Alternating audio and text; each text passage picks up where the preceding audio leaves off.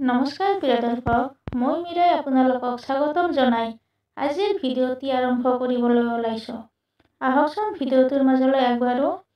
ভাগ্য কিমান সুন্দৰ শুনিবলৈ এই শব্দ, নহয়নে? এই ভাগ্য বোলা শব্দটো শুনিবলৈ যিমানেই মধুৰ, কিন্তু এই শব্দটো সিমানেই ৰহস্যময়।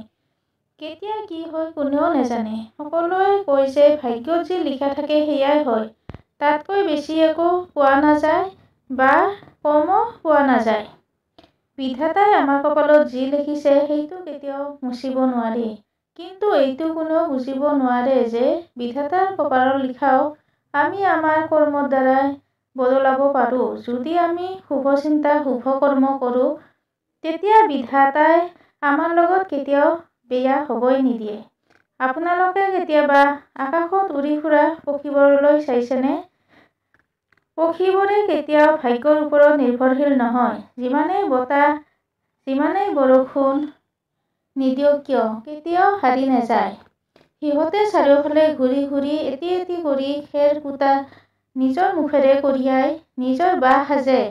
সিহঁতৰ পোৱালীবোৰক জন্ম দিয়াৰ লগতে নিজে লালন পালন কৰে আৰু উৰিব শিকায়।